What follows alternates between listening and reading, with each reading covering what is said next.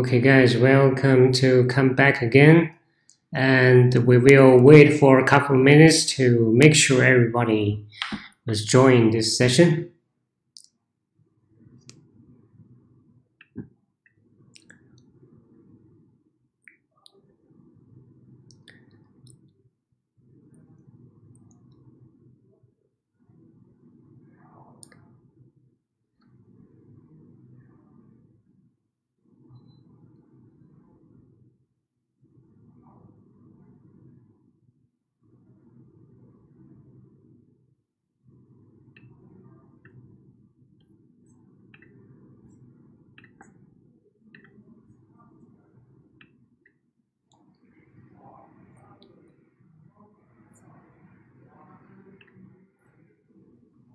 Okay, there's 25 viewers. Let's wait more time to wait to make sure everybody was jumping to this session.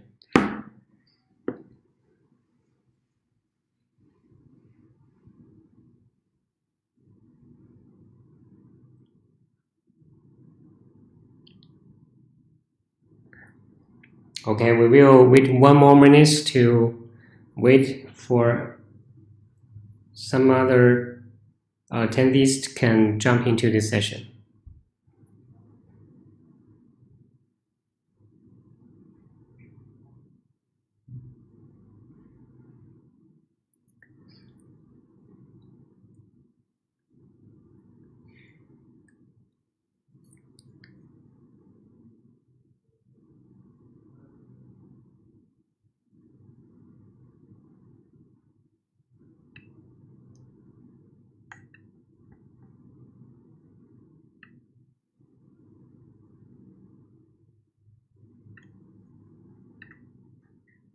Okay, some of you may go out for lunch. I think it is okay because we can, you can come back and view the playback in the DingTalk group. Okay, I think in this session I will maybe shorten the time, and then we will give more time for you to the rest. Maybe half an hour to 40 minutes to make sure you have enough time to get a dinner. Okay, let's continue to introduce this big data, Dataworks. In the previous session, where we have introduced the Dataworks is actually interface to connect some other compute engines in Alibaba Cloud, like in Max Compute and like in real-time compute and Hadoop on cloud. Now we are actually created one project, and what we created is this demo W06 project, but we are not going to enter into this project because there's no data in this project. I will go into already created project because we have testing data. It takes some time to build the testing data in a new project. So I just directly to jump in this already existing project. In the last part of this project, you can see there's several options for you to choose. There's workspace settings, service configuration, data analysis. So no matter what it is, we want to go to the data integration, and then we can make sure to go into this Dataworks. And this is actually one component for Dataworks. Like I introduced, the Dataworks is actually a very functional, have lots of components. And in the first time, you may gonna lose in this Dataworks, but as you are using it, I think you will love that because it will have all the components you need during the whole data life cycle. Because those functions you can see here, there's a lot of components in Dataworks, but those functions is actually from the customer's request. Even internal Alibaba group and outside of Alibaba Group. So the data integration is actually one component in this Dataworks. And we can go into this data integration, this is the home page of that. There's lots of navigate icons, so we can first using this connection because we want to build some connections to some data source. Okay, this word we call the data source. And we can add a data connection. You can see there's a lot of data source we can support for you to connect. The number one is relational database. I think you may find the database you are quite familiar, like the MySQL, Oracle database, and some other Alibaba Cloud ecosystem database. We can also support you connect to a big data storage like Vertica and HBase and even Apache Hive. We can also support semi-structured data and NoSQL, real-time, something like that. If there is one specific data source is not listed here, don't worry about that. We provide a script mode for you to write specific connectors to your specific data source. Okay, those are the data source we have created. So we have created the Lightning, like MySQL and OSS, which is the like S3 in AWS. It's an object storage service. And we can enter into some connection strings like bucket name, access ID, and access secret, and endpoint information to get connect. Okay, we already connected the MySQL and the OSS. There are some other source you can also connect. When we build the connection, we want to import some data. So we can new a task. And when we click this new task, we can see we actually jump into another component, which we call Data Studio. So Data Studio is actually where the developers most of their time was spent on this Data Studio. This is actually one dashboard. Let me assume that this is our first time to jump into this. Data Studio. I will close all these. Okay, this is actually the first, the dashboard of your Data Studio. Let's assume that if you want to draw some pictures or do some paintings, the first thing you need is to have a canvas and or a paper. So I think this is a paper or dashboard for you to build all your applications. In here, I'm not sure if the first time you go here, you may not know where to start. I think the first thing you may start is this business flow, is to create a business flow. Let me create a workflow. Okay, give that a name called workflow demo 1 create. So this workflow is just like you create a canvas or prepare a paper where you can draw your pictures. And this is actually a dashboard. You can using this component to do your work. The workflow, I think you may need what we called zero load node. I will introduce this first. Zero load node. So what does it mean? Zero load node, you can see from its name, it does nothing. Just indicate where to start. You can give it a name like the workflow 1 start. Workflow 1 start. It does nothing. It is not. Actually, it does something, right? You double click this workflow start node. You can see there is a property which is not easy to find, but is actually in the right-hand sidebar. You go into property, you can actually do some scheduling. Yes, that is, it's just like a Linux cron job if you are familiar with Linux operating system.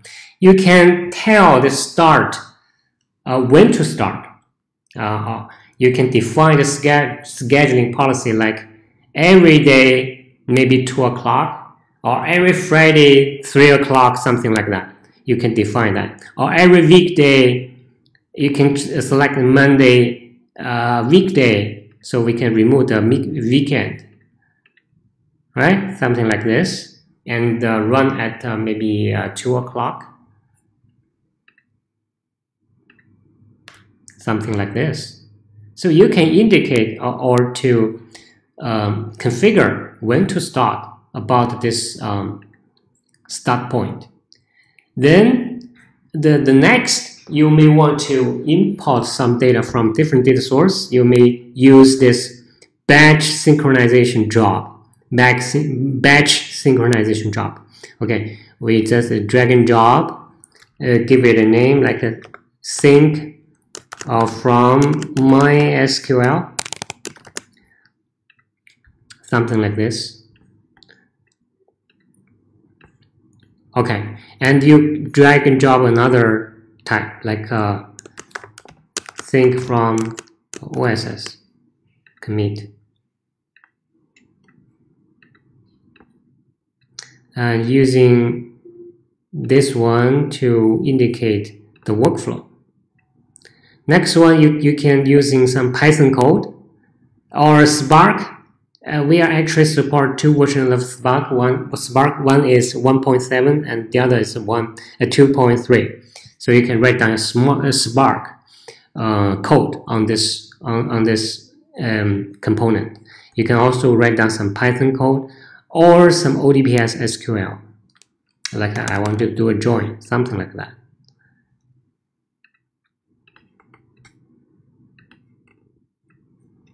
You can join those 2 tables and auto layout. You can build something like this. Okay, you can write down some, we double click to this synchronization job. So it will give you some configurations that you to choose, like the first column, connection. It will let you to indicate the data source and the target. Our data source is from MySQL. This data source you have already created in our data integration, right? We go connections. Let's give you a recap for that part. Those are the data source we have already created. So this is the name, and this is MySQL database. So this is the name, this is the connection name. And if everything is okay, it will give you all the tables listed here. You can just choose one table and select the target. Okay, if you want to do some filtering, you can write some where clause here, so to do some filtering. If you want to import the data concurrently, so you can specify the short key, which is usually the primary key. If everything is okay, you can do some preview.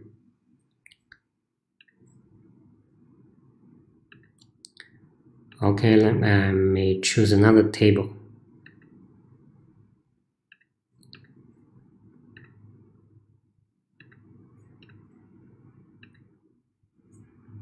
Okay, that's have some data in that.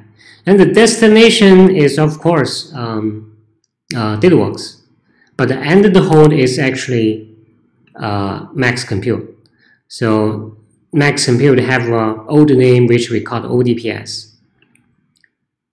So the table, this is maybe, these are the table in Max Compute. So you may predefine that. Okay, so when the source table and destination table are configured, it will automatically generating this mapping. You can configure this mapping to determine which column you're going to import. You can also find the concurrency, max concurrency for your job. And if you don't want to affect the production environment data transforming, you can using this bandwidth throat give you some limitations to that. Okay, that's the data integration. And you can also configure this scheduling policy for this one.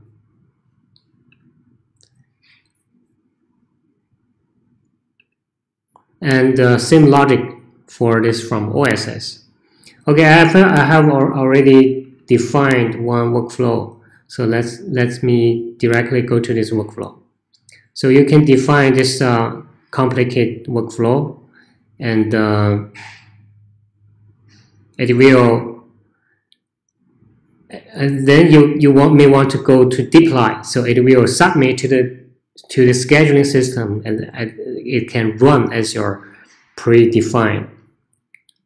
Okay, that's the maybe the workflow for that, and I will go to some important features for this Dataworks. So you double click into one data block, it will show you can write down some SQL statement, something like this, and we have some versions. You can roll back to specific version, and if you're not for sure what is have changed, you can select two versions that give you a compare. You can give it a compare, so then you can see what have changed and which version you need to roll back. So this is very user friendly to developers, I think. Okay, this is Dataworks for developers to define workflow. And there's also some other important features. Let's say in this project, we may introduce lots of people to working on the same project. So if you wanted to invite some person, you can directly go to this what we call workspace manage. There's an icon in the top right called workspace manage. You can go directly into this workspace management, go into user management. You can see there's a lot of users in this in your project. You can also add a member. So this member you're going to add is actually a RAM account. RAM account is it's just like the AWS IAM account. It is sub account for the under the main account. Okay, we are going to use this RAM, which we call resource access management. Go to user to create one sub account. Let's say this is a developer 06. It's called Derek Meng, and we console log on, customize password. Okay, let's give it a password. Require next, yes, and no, we don't want to reset. Okay, so real verification code. Let me check that. Obtain verification code through the mobile device.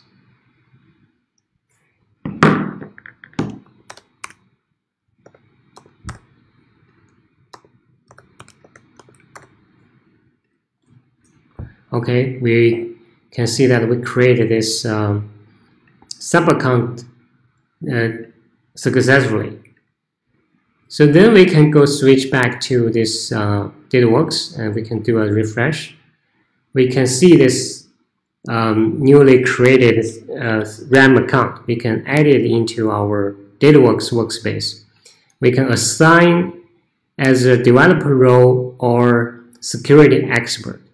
How about we assign as a security and developer role?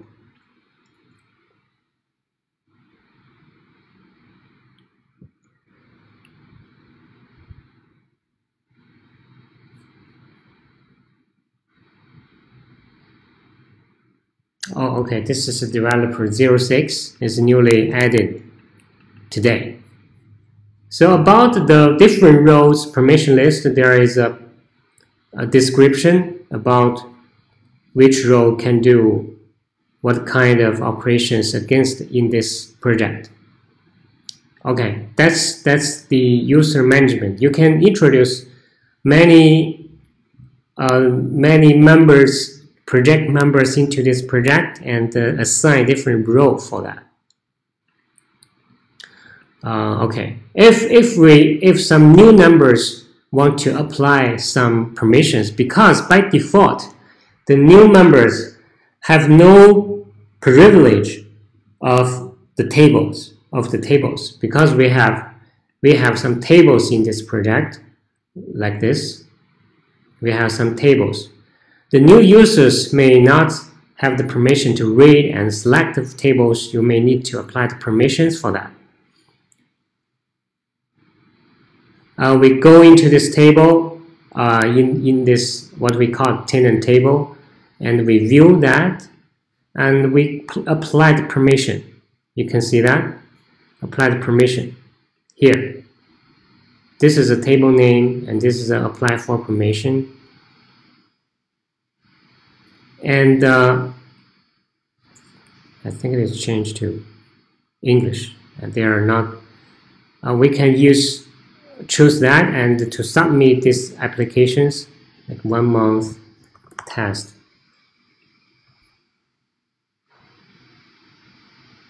It will go to approve center, so you can get your senior management to approve, all the table owners to approve or agree or reject your applications according to the real situations. So that's we integrate the permission workflows in this Data Studio. Okay, that's maybe some general functions in this Dataworks. You can do lots of development works. We also can support some workflows, some complicated workflows in this area. Let's we have for each loop, do well loop, and have branch node or assignment to give you a judgment. Let me give you one example of our previous customer. One of our customers, they have those kind of workflow. Is they need to decide every day. They need to check if today is the last day of current month. They need to check that every day. So to see if today is the last day of the current month. If it is the last day of current month, it will generate one monthly report. But if it is not the last day of current month, it will just continue as usual. So we may use this as a assign node and to check if it is today is the last day of current month. I think it is pretty easy in Python code. And then we have introduced this branch node to redirect this workflow to different branch according to the value. So this is for the advanced workflow for more complicated user scenario. Okay, this is for Dataworks.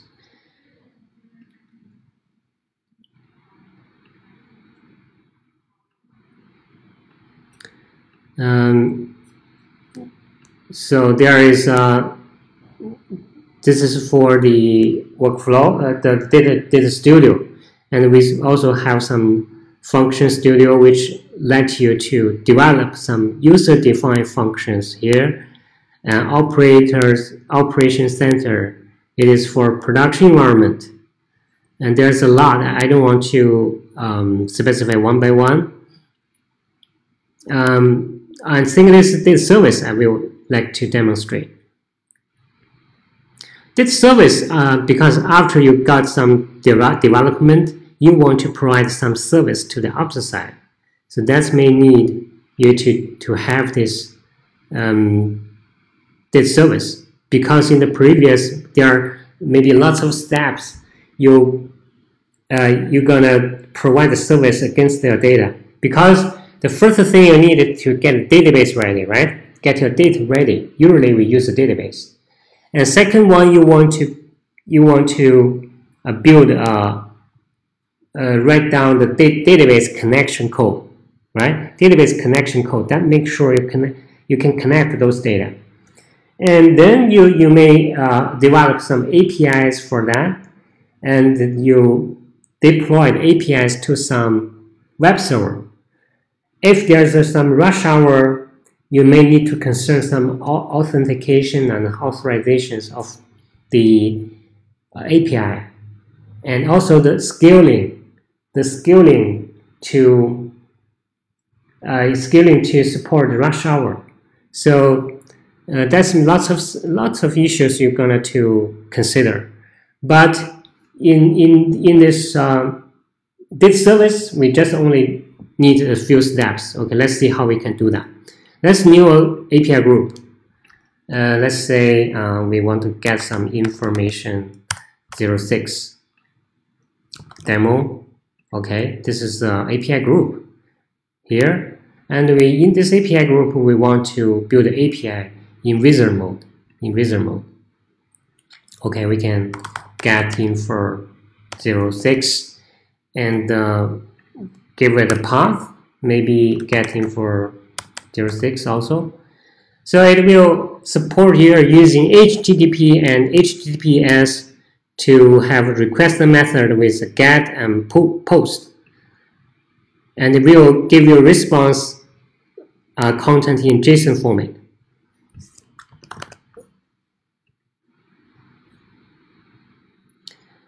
This is you're going to do some configuration. We are using the MySQL data source, and in this connection, we select this table. Okay, here is the thing. Let's say we're going to provide the service.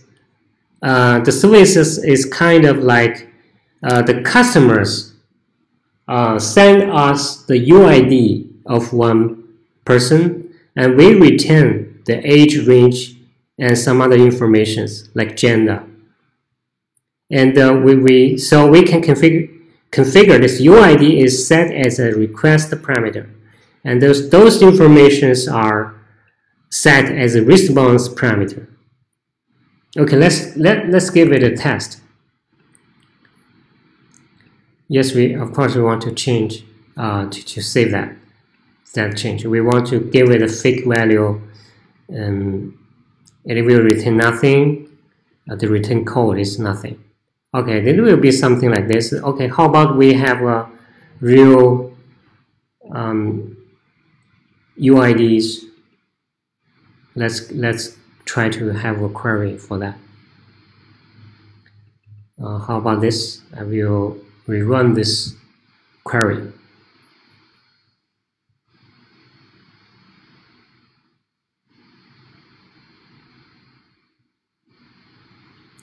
Okay, let's wait for a couple of minutes to have those information.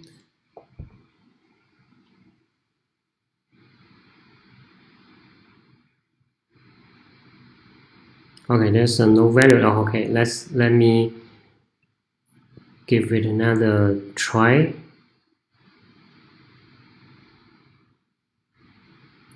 To see if I chose the proper partition. Okay, let me try this one.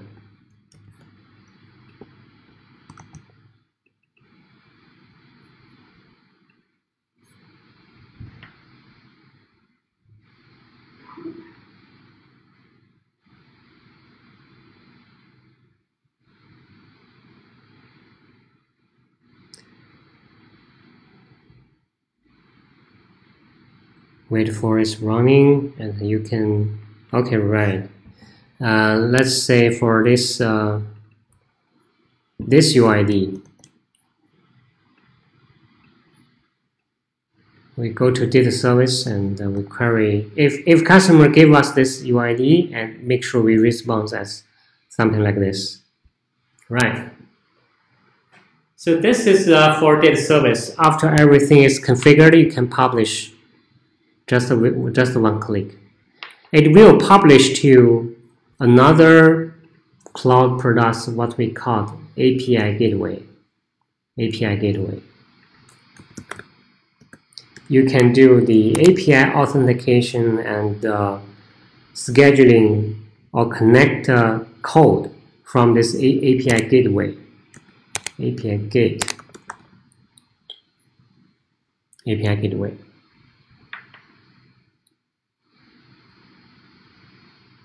So we can go this API group. This is getting for 06. I think it is API group we have just created. And the consume API author SDK. I think you gave another configurations in this API gateway. So this is one, get in for 06. You can have some code, demonstration code here. Okay, that's the, here is the code demo. We can provide the Python, C#, Objective-C, PHP, and some other method for you to call this API. Okay, this is for the API data service. For the data service, you can see you can do a lot of things in this Dataworks, and the whole now we are using is actually Max Compute. All right, so this is the Max Compute and Dataworks introduction. Let's go back to this slides to see what is more in this Max Compute version. Okay. So this is what we created: data source and the in-visitor mode. Okay, if you're there's a script mode, because if you have some specific data source here, sorry, this is the one, and this is the synchronization job. I will double click. So you can see, okay, you can see something like this. This is for the wizard mode to do some configuration. So this is, there's a one here, is what we call switch to code editor. You can go into this one because it will not switch back. Please pay attention to that. You can jump into this code editor.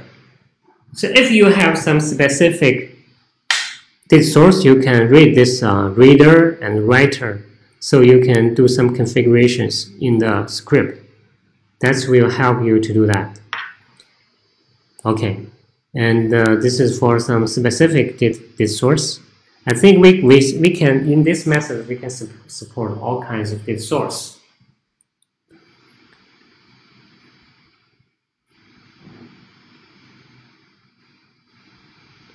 Okay, let's go back to the slides again.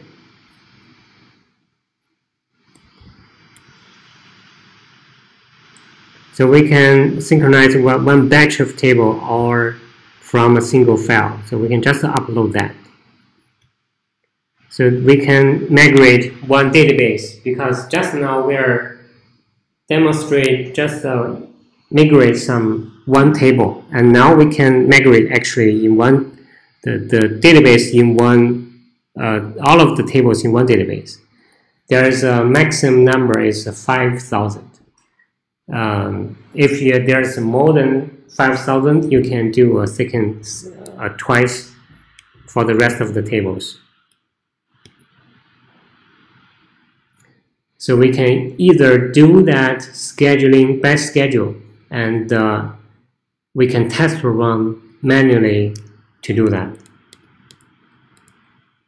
This is automatically periodical running, just wait. And this is for manually triggered running. So this is for run task and view some result. And you can test running, and you can periodically running, and you can also do some data supplement running. Okay, this is the best practice. When we met with some problems during the data synchronization, here is the one. We can check about the log. So there is quite slow about the right side. You can check from the log. This is wait write time. This is wait read time.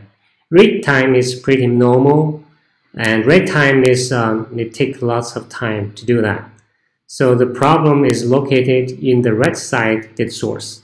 So you can locate the problem. You can tell to the data source owner or the right side database administrator. And possible cause may be some IP address code limited, and some connection limited, and some right side window control. So you are not in the connect window. You may pending the request. Okay, this is so this is for concurrency. So just now we have already seen that it's actually can create 3 sub job if you choose this concurrency is rate.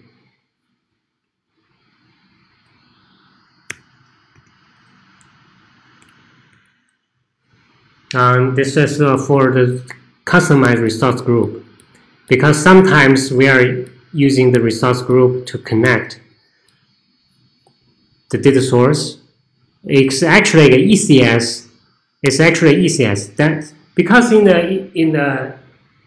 if you don't want a resource group, it's use the shared one. You share it with some other customers. And if you have a specific resource group, it will totally take you full use of this ECS, which is online virtual machine of Alibaba Cloud. And sometimes we use this ECS and to connect some which is your data source cannot connect to some public networks. It is only limited in your IDC. So we deploy this ECS in the internet of your IDC and give some security policies and use that gateway to connect to your data source, which don't have a public IP address. So this is actually what the data integration. And then we jump into this data development, right? And we have already demonstrated that in the Cloud Console. Let's give you a brief review of that. So this is actually a Hive. If you don't use Data Studio, if you don't use that, like you can just write down some SQL statement on Hive. But when you do some workflow, you need to introduce some third-party workflow software like Azkaban and Woozy and Airflow. So you may need to configure the scheduling configuration file to do that. That may take lots of effort. But in the workflow, in the Data Studio workflow, you can do that. You can do that by drag and drop options. So it is very easy for you to do that.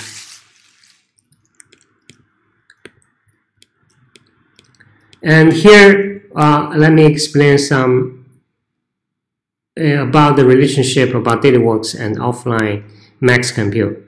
So the Max Compute is actually the process engine and the whole. And the Dataworks is actually the user interface to us.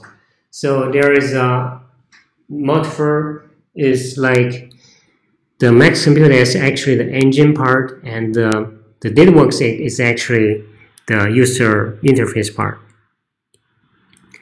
Talking about Max Compute, you can just remember it is a data warehouse. It is a data warehouse. It's a PB and EB level of data warehouse. And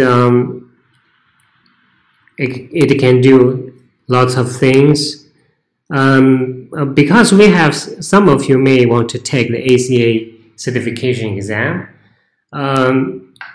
Max Compute is data warehouse, so it is batch data processing, and that means it may not respond very quickly. So some user scenario like OLTP, which means online transaction process, or real-time OLAP, or some ad hoc queries. So that's not the user scenario of Max Compute. I believe there are some questions asked you about that. But for some data warehouse, of course, and for some user profiling, so that's the user scenario for Max Compute, because that's totally for batch data analysis. Several reasons to choose that, because Max Compute is actually a very famous data platform on Alibaba Cloud, where maybe half of our employees is using that every day. Half our employees are using that every day. It's very stable. Firstly, widely used the internal Alibaba group, then we provide to the public. So it is cloud native because it can charge by one single SQL statement. It have large scale because we have 10 nodes belongs to one cluster. We have full lifecycle security, high performance storage, and very powerful SQL engines. And we also support Python, Spark, and we have high abilities. We have very strong SLA for this Max Compute. This is for the data security. Very complex the picture again. From storage level, we have some encryption, and this is for Intel SGX encryption computing, which you can open this option, but it's very resource consuming. And for dynamic data masking, which can do in Dataworks level, and another fine gain, which means we have column-based permission control. So in Max Compute. Okay, this is ORC is actually Apache open source one, and we have our version of ORC, which is already contribute check back into the open source branch. So we can save about 20% of storage compared to Apache ORC, and more than 30% compared to Spark Packet. I think we compare to ORC and the Packet, we have also have a compute improvement about 30 and 40%. So this is storage. Sorry, I have stopped. Okay.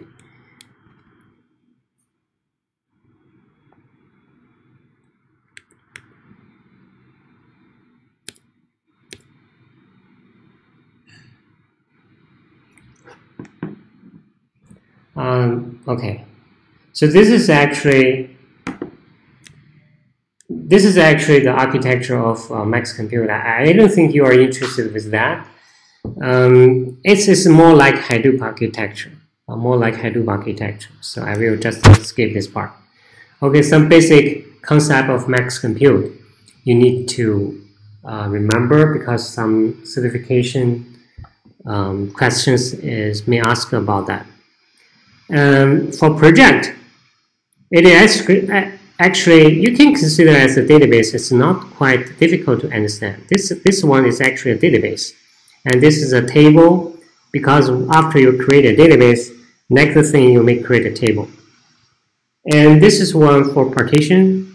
You want to get better performance in a table, that's you may need to create partition. And we have tasks and with some resources like user-defined functions. Max Compute have command line tools. Because usually we are using Dataworks to manipulate Max Compute. But if you want to use Max Compute only, you can also use this ODPS CMD. We will demonstrate later. And you can also use the IntelliJ. Just to install some Max Compute plugins, you can manipulate Max Compute. No need to buy Dataworks. So this ODPS CMD preparation, register account, create access key, active Max Compute project, create a project, and add users and do some configuration. About the project, it's actually a database in Max Compute. We set the boundary for Max Compute, multi-user isolation like access control within the project. So you can use my project or create project, just like the MySQL grammar. So these are you can show table. You can show that all of the tables are listed here. And in table, we have partitions. If you want to create a partition, you can give it a partition by statement. And resource. What is a resource in Max Compute? A table can call a resource. A jar packages, Java jar packages is called what we call a resource. And there's also an archive if you want to upload one zip file and tar file. It is also kind of a resource.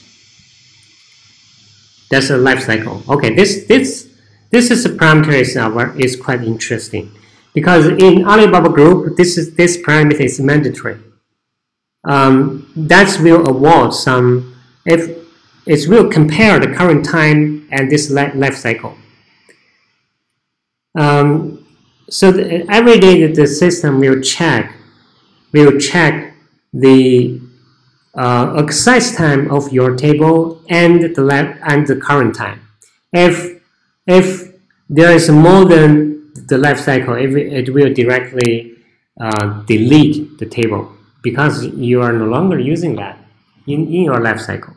So that is mandatory to avoid storage waste internal Alibaba Group. But in your project, you can also set it as mandatory parameters when creating one table, just like this. You can also alter the table to set the life cycle.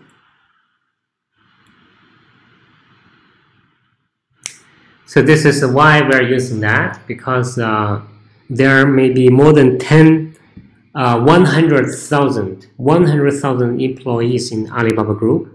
More than 60% of our employees is using this Dataworks and this Data Studio, and it will limit the effort on scheduling compared to the whole development, less than 0.%.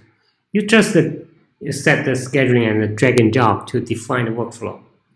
And you can also to deliver some smooth development experience. And the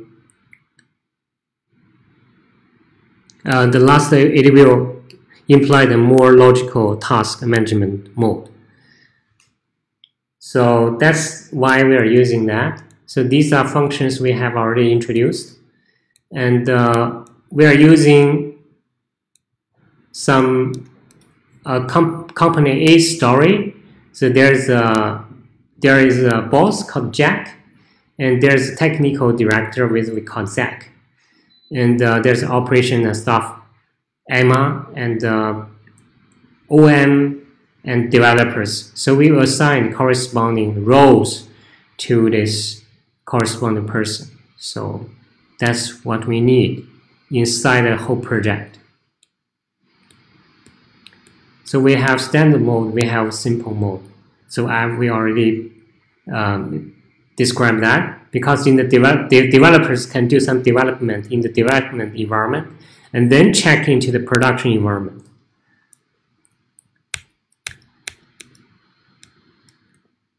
This is for data integration, and this is for, because different role can do different kind of operations. I just list the role here because this is a developer. Developer can define the business flow, and developer can do some workflow constructions, SQL editing, cycle configuration, dependency configuration.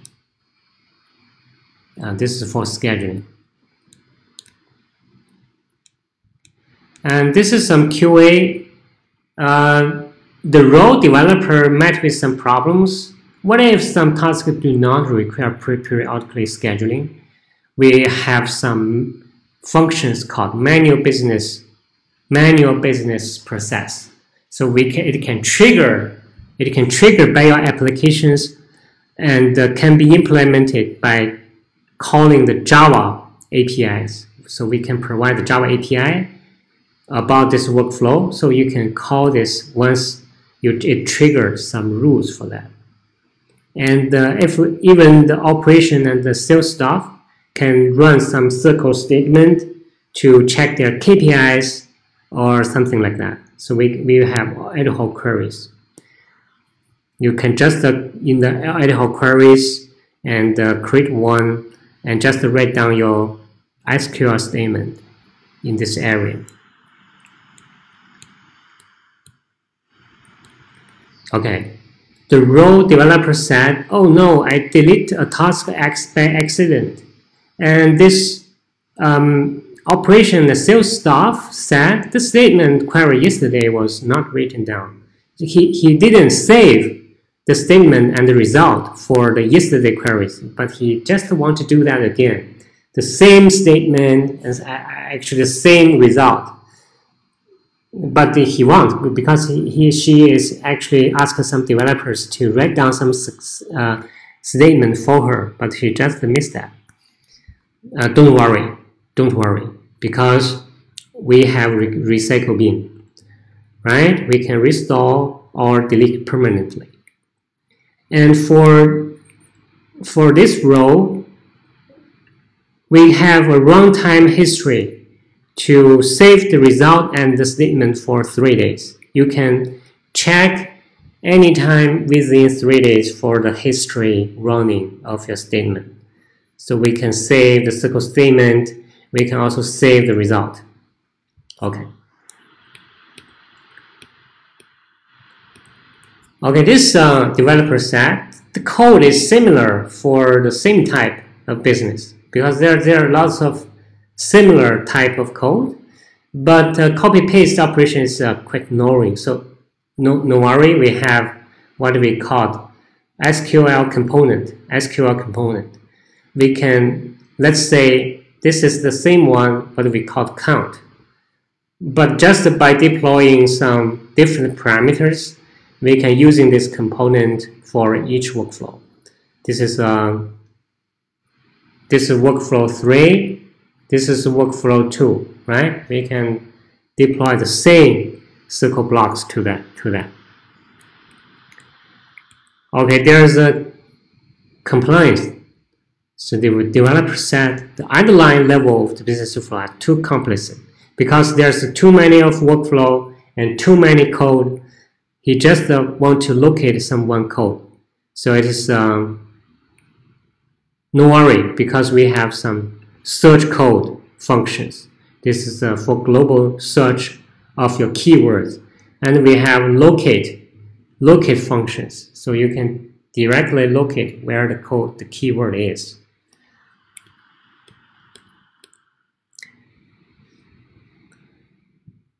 Oh, there's too many tables, so we have some table management area, so we can go back to the Cloud Console here, and we have let's go back to Data Studio.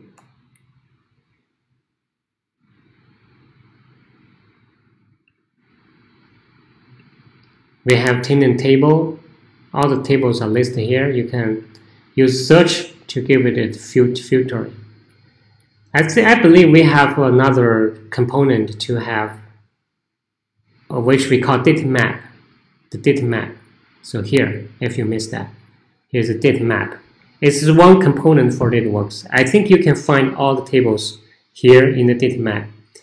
And there's an overview, like which table is actually taking, how much space does it take, and which table is actually takes the most space, and about this is all data, and this is all your data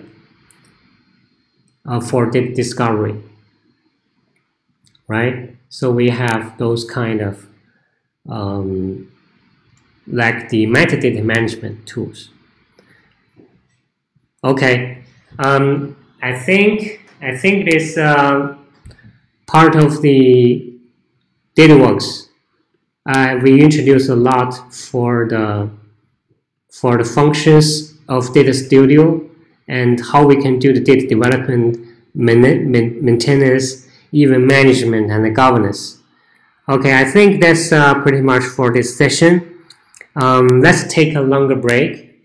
How about we continue 40 minutes later? 40 minutes later. Okay, so we will continue to introduce our products. Maybe next session we are going to demonstrate maybe machine learning platform, and I think it is real-time anti-fraud detecting monitoring system. We will demonstrate that. I think will be more interesting. Okay, let's take a long break. Let's meet after 40 minutes, and we will continue to introduce our products.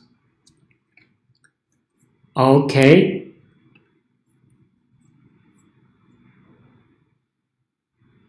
Okay, let's see you later. Remember to come back and join our session.